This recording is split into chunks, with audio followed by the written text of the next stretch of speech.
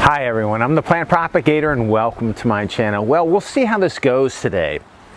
There have been some light rain coming through. I already started and stopped once today to start over, and there's a little bit of blue sky there, but there's a lot of not blue sky over there.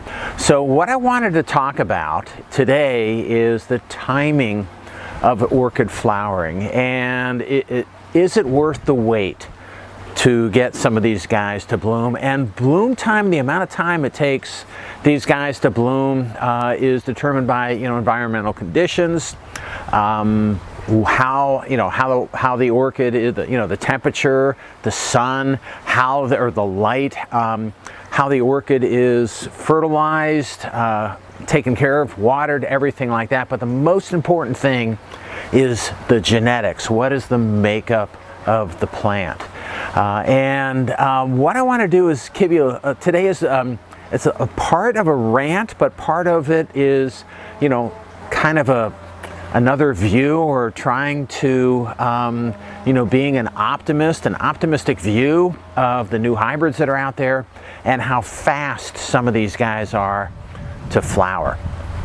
Okay, so what I want to start with, to give you an idea of where I'm coming from, is this guy right here. So this orchid, I don't know if you can tell, I'll get a close-up of this, but these are a couple of blooms that are coming off of this plant right here.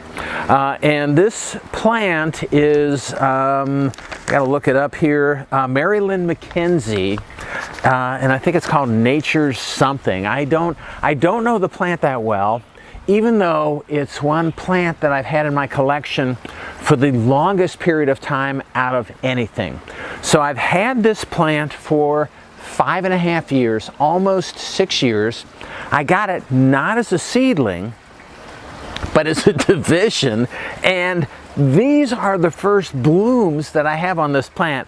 It's a big plant. It's kind of, as you can tell, it's kind of falling outside of the pot. It's got roots all over the place. It's got a lot of pseudobulbs on it, but this is the first time that this plant is going to bloom. I got it from an established grower here in Southwest Florida, and when you look it up, this hybrid was registered about when I was born, which, if you don't think it was that long ago, well, thank you for the compliment, but it was a long time ago. So this is a really old hybrid. And the other thing is it's white. It's a nice, I think it's probably going to be a nice big white flower with a yellow throat. So I think it's probably a decent hybrid. But I got it again from an established grower, and I think what they did is they took their plants and, as they got big, and then divided them and just sold pieces and parts. And so that's what this one was 5.5 years ago. Now, the interesting thing is I went back to this grower and I didn't have it good. It's one of my first orchids that I got. I wasn't taking good records at the time, and I bought another one of these, smart, and I actually mounted it on the day palm tree in my front yard.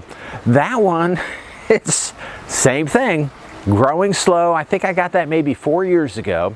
Growing slow, no, not even thinking about flowering yet, and I was actually surprised to see this thing flower. Now, what I have on here is another pseudobulb with a large sheath, and there's nothing in this sheath over here, so this thing is really taking its time. So the question is it going to be worth it is the wait worth it? 5.5 years from a large plant, a division, in order to see a flower in this. Well, okay, you may be thinking, I don't know what I'm doing, which may be the case with this hybrid, but I've got other things blooming very quickly. So I don't know what I'm going to do with this plant. It's been here for such a long time. It's taken up a lot of space, a lot of my time. I fertilize it with all the other orchids, once a week, and it may not seem like that much, but I prefer nice orchids that have showier flowers, that have nice contained growth, that flower more frequently, and more importantly, that flower earlier in the cycle of growth. So this is one that I share with you fairly recently. This is Fushu Glory. I've had this, I looked it up, for 5 months. It's a small plant. I got my first flower on it. I got a new pseudobulb growing out of it. A very vigorous grower and really nice flowers. And so this, is what I prefer here.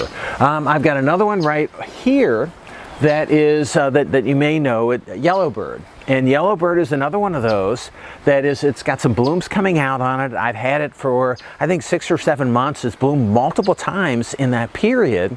And what I did with Yellowbird is I made a hybrid with it. I crossed onto it. It's got a nice capsule forming. So what I'm trying to do is generate these really nice orchids, big flower, small flower, doesn't matter. Well, I prefer big flower, but I want these orchids. I want them to be very vigorous growers, and I want them to bloom quickly. That is just so important to me. All right. So what can I do? And if you've watched my channel, you know I do flasking. So I make these hybrids.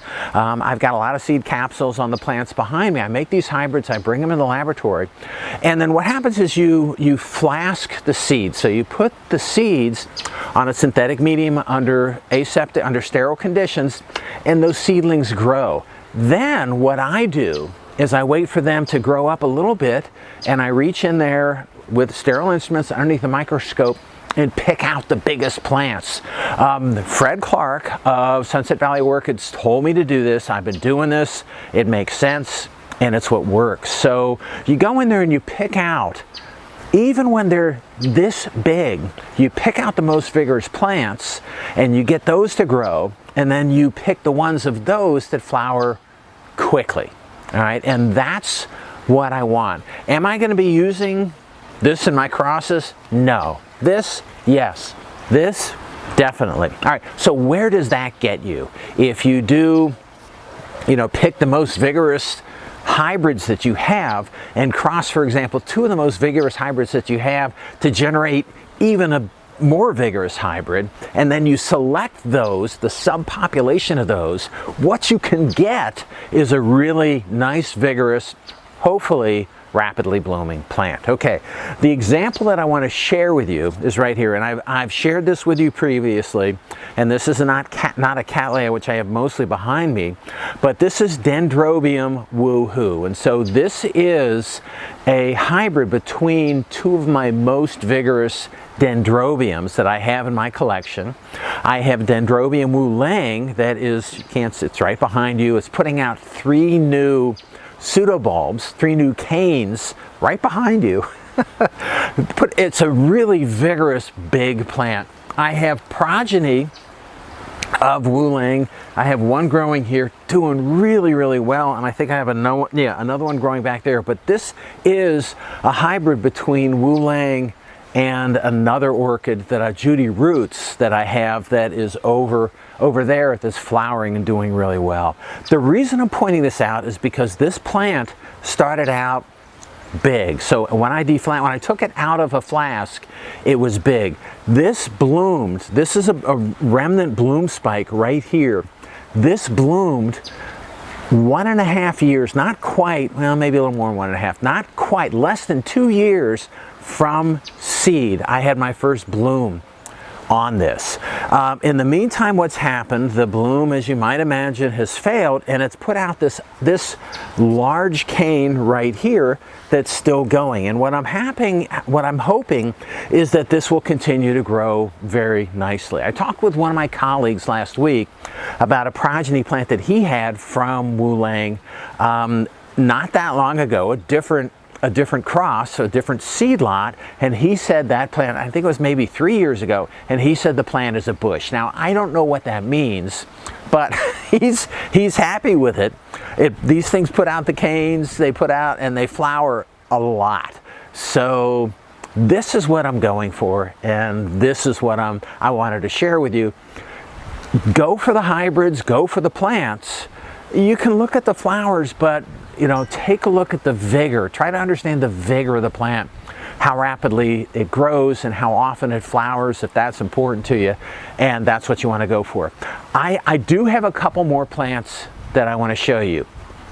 And I got to get behind the camera to show them to you because they're both mounted on on a Christmas palm tree over there. So I'm going to get behind the camera, and I have a phalaenopsis and a Rhynchostylis gigantea, neither of which are very old, and both, and I'll explain that how very old is, and I'll show you, and both of those are putting out bloom spikes. They're small, they're small, but they're going to bloom really early, and I'm happy with this, and this is what I like to go for. I've talked to a lot of people. I do a lot of flasking. I grow a lot of seedlings. My seedlings that I have behind me, they grow really quickly, and I talk with people that say, no, I don't have time to wait, or no, I'm old, and I want to see them flower before, while I'm still here. And the reality of it is that some of these guys bloom very quickly. It's still, to be honest with you, it's still going to take, a couple years, 3 years for some of them, but you can get, if you pick the right hybrids, if you have the right vigor, you can get plants that are going to bloom quickly. Okay, let me get behind the camera and show you some of the plants that I'm really excited about because of their rapid bloom time from seed.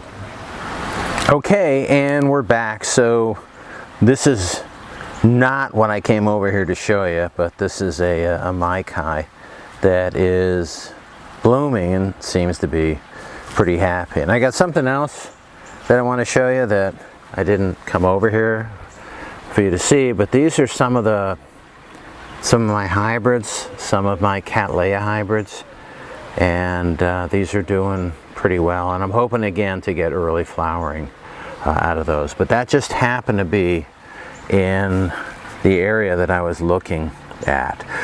So this is what I want to show you first. And so, all right, let's go with this. So these are some burlap phals, and these are doing pretty well. This is from a cross that I made probably around 3 years ago. The notes that I have on this show that, and these are the parents on this are no IDs. They were both vigorous parents, but there's some of the no ID phals that I have, that many of which I still have and are in spike right now. And these are from that. I'm trying to get some named phals so that I can do some appropriate crosses. But these are results of no ID. And I had a video where I showed very early on, and I think the video is maybe about a year and a half old. So I think that's when these were mounted on this tree, is about a year and a half ago, and they were from seeds that I flasked about 2.5 years ago. So the seed here that gave rise to these plants, it was a seed 2.5 years ago. Deflasked about a little over a year and a half ago. But what you can see, if you look at this, right there in the middle, I hope you can see it, is a flower spike. And it's still, whoa, maybe you can't see it. It's right, yeah, it's right there. And it's still kind of small, but it's there. So this flower spike is probably going to give me flowers in another month or two. So right there, still pretty small, but it's, it's okay. And I'll get something out of it, but you can see it there pretty clearly. I looked at the other, so on this piece of burlap, there are 2 other phalaenopsis, and I looked at it and I don't see any flower spikes forming on that. But again, the striking thing about this is that 2 years ago, this phalaenopsis, 2.5 years ago, this phal was a seed. And for orchids, that's fast. And so I put a note out to a group of people that I shared these phals with early on, and lo and behold, I got an image from one of the people that I shared the phals with, and he knows how to grow phals, and I apparently don't as well. His phalaenopsis, all included here, is also in spike and way, way bigger than these guys are. He's the only one that shared images with me. I imagine there are other people that I've shared these with that are that have them that are gonna flower. But I'm curious, I know what the parents are. I know what the flowers of the parents look like. So I'm curious to see what the flowers on these plants, how they look. So I'm excited. It's always excited to get a first flower. I'm really excited because of in how long it took, or how little time it took to get this plant to flower. Now, so there are 3 plants here. Now, of these 3 plants, the one with the flower spike is obviously the one that is the most vigorous, and this can be used in subsequent generations. It can be used in hybridization if I knew what this was, which I don't know. So anyway, that's part of the story here. I also want to show you, just because I'm right here, and I don't know whether you can see this, but there's a Rhincostylus, may not be able to see it very well, that only went in this, mounted on this tree below the, see if I can get a different angle on it. There, you can see it. So that is a flower spike that's coming out of this Rhincostylus gigantea that I got from RF Orchids, that I put up on this tree, I think about 2.5 years ago. So also this was I think it was a clone that they have. The only thing that it says on the tag that is Rhincostylus gigantea, and I think it says red spots, is the cultivar. But it's nice because the plant was small when I got it. It put out these tremendous roots, you know, grabbed onto the tree, and has done really well. Now, there's probably a mix of different types of orchid roots there, but certainly the big fat ones right there in the middle, those are the Rhincostylus gigantea roots. But I'm happy because it didn't take long for this guy to put out its first bloom spike. Now, it's not bloomed yet, and we'll see how it goes, but I'm excited anyway just to have it. Just so you can see, these are some more of the burlap phals that are decent size, that are okay. So there, and you know, all around there, I put 3 of them usually on a piece of burlap. The burlaps, oops, largely disappeared, but you can see the phals that are still there and still doing well. Now, this is behind the tree, and it's really hard for me to get back there and get a good view of this. I looked, none of these are in spike, and they actually look a little bigger than the ones that are above it, which is, if we go up here, right here. Oh, and then there's another Vanda right here. So it's doing well. So I got this from the Plant Propagator Junior like 2 months ago, and it's just putting out a ton of roots already. It's from RF, so she's in the Midwest. She orders her hybrids from, you know, the orchid growers in Florida. They get sent up to the Midwest, and then she brings them down here so I can grow them. But anyway, things are doing well. So that's all I wanted to share with you, is you know, the journey to flowering, and how I prefer just to go with a lot shorter of a journey before I see flowers. So, you know, go for vigor, go for fast growing plants, go for, you know, whatever you can, but I just try to pick the fastest growing ones in order for growing and for using for hybridization down the road. Okay, that's all I have for today. I hope you enjoyed my video. If you did and you want to keep on seeing them, it would help me out if you can click on like, share, and subscribe to my channel if you're not already a subscriber. All right, that's all I have for you today. Again, I hope you enjoyed it, and happy propagating.